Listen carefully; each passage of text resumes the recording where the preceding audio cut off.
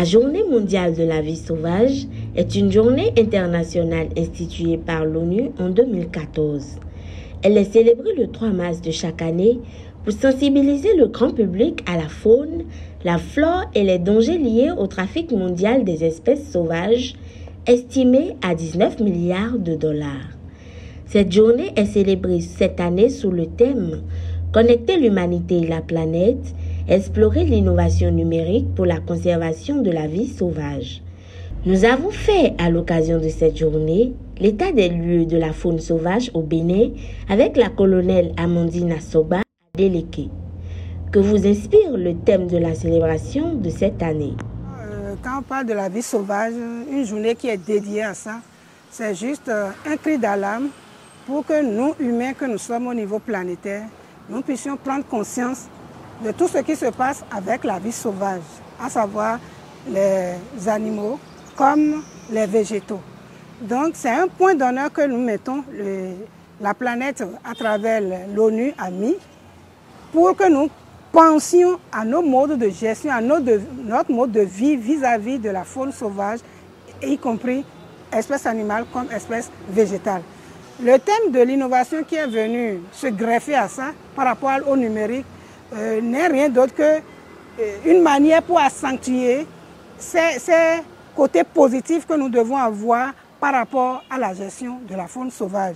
Donc avec ce numérique, pour les générations à venir, ils peuvent savoir comment conserver durablement la faune qui est là.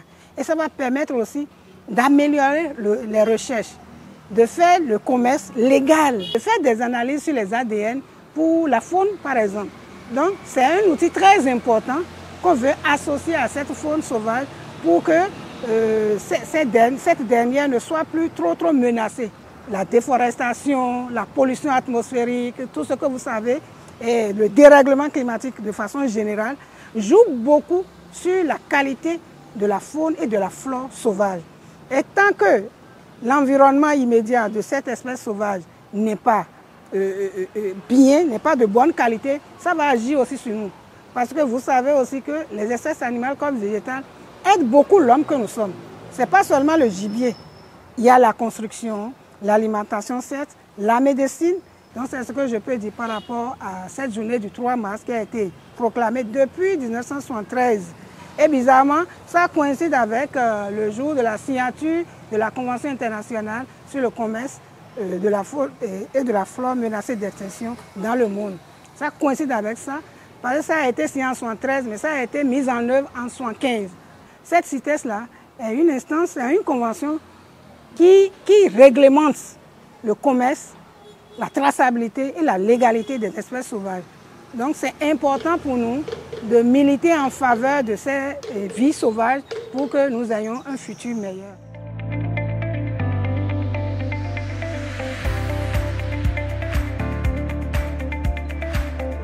Les aires protégées, les 2 parcs nationaux que nous avons au niveau de la Pendjari et du parc d'Ouvé regorgent assez d'espèces sauvages avec les aires protégées marines que nous avons ici aussi dans le sud.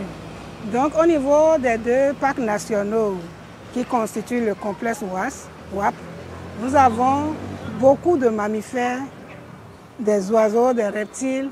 Et pour parler bref, c'est que nous avons pratiquement toutes les sortes d'animaux que l'on peut trouver dans une forêt.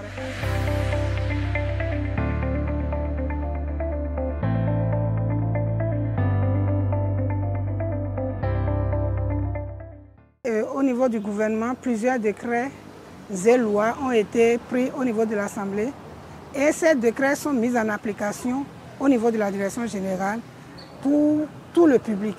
Donc les ONG, que ce soit au plan national comme international, appuient de manière directe ou indirecte l'administration forestière dans ce rôle de vulgarisation au niveau de la population, dans ce rôle de conservation, de gestion durable des ressources naturelles telles que la faune sauvage et la flore sauvage.